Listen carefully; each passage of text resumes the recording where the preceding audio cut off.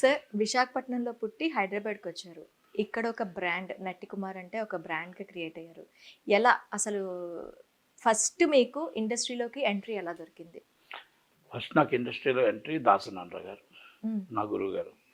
నేను చెన్నైలో office బాయ్గా join అయ్యా. అంటే నేను ఆఫీస్ బాయ్ అంటే నాకేం లేక కాదు, లేని వాడిని కాదు.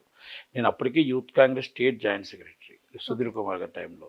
నేను అక్కడ ఆల్రెడీ రౌడీ షీట్ నాకు మ్మ్. 89 రౌడీ షీట్ అయితే అంటే అక్కడ నేను రాధారంగ మిత్రం అంటే సిటీ ప్రెసిడెంట్, రాధారంగ మిత్ర సిటీ ప్రెసిడెంట్, కాపు పవర్ సమితి కన్వీనరు. ఇవన్నీ నాకు ఉన్నప్పుడు ఇంకా ఏమైందంటే ఆటోమేటిక్గా ఈ జనాలు ఉన్నప్పుడు ఇప్పుడు రాధారంగ మిత్రం అంటే ఏదో చేసేస్తాం, రౌడీ షీట్ ఓపెన్ చేశారు. ఇవన్నీ ఒక ఎత్తు అయితే నేను యూత్ కాంగ్రెస్లో ఉండడం, సోషల్ కార్యక్రమాలు చేయడం, ఇవన్నీ కూడా ఉండే సమయంలో నాకు సినిమా ఇండస్ట్రీ అంటే ఇంట్రెస్ట్ బాగా ప్రాణం. అంటే ఈనాటికైనా చిరంజీవి గారు అడవి దొంగ బొమ్మ పోస్టులు చూసుకుంటూ చిరంజీవి గారిని కలవాలి. ఏ రోజుకైనా పోలీస్ వెంకటస్వామి చూసి దాసనారాయణ గారిని కలవాలి. ఇది నా ఏం. నేను హీరో అవ్వాలి, హీరో అవుదామని వచ్చా.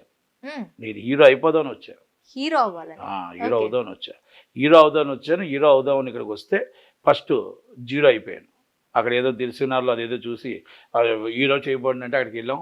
ఆ దిల్సునార్ కాదు, కోటి చౌరస్తాలో అక్కడ ఒక 8,000 పోగొట్టుకున్నాను. ఎలా సార్ స్టోరీ ఏంటి? వాళ్ళు ఎవరో హీరో కావాలని వెళ్తే హీరో కానీ వెళ్ళాను. ఆ హీరో అయిపోతుంది, నీకు అదే అయిపోతుంది అంటే 8,000 కట్టమని కట్టేశాను. అప్పట్లో 8,000 అంటే ఓ 8 లక్షలతో సమానం. అప్పుడు వీటి కట్టేశాను. అడిగి అయిపోయిందా ఇందులో అడుగు ఇవాళ సినిమా తీస్తాడు, రేపు సినిమా తీస్తాడని ఏ సినిమా తీసింది చేసింది లేదు. ఇక అది మోసం అని తెలిసిపోయి మళ్ళీ ఏం చేశాను, ఇక్కడ కష్టాలు తట్టుకోలేక అప్పుడు రామ్ జన్మభూమి అడవాడులు అంతా ఉన్నాయి. ఇది మన ఏమంటారంటే కర్ఫ్యూ జరుగుతుంది. కర్ఫ్యూలో చాలా ఇబ్బంది పడ్డాను. ఇంకా ఇబ్బంది నుంచి నెమ్మదిగా మళ్ళా వైజాగ్ ప్రయాణం పెట్టి ఇక అక్కడి నుంచి గురుగారి దగ్గరికి వెళ్ళి గురుగారి దగ్గర నుంచి అంటే ఆయన వెంకన్న బాబు సినిమాలు అన్నింటికి ఆయన బాయ్గా అంటే తెలియదు. ఆయనతో కొంత ఉంటూ మళ్ళీ వైజాగ్ వెళ్తూ మళ్ళీ కొంత ఉంటూ పూర్తిగా లేదు. దాసనారాయణ గారితో ఎలా కలిసారు?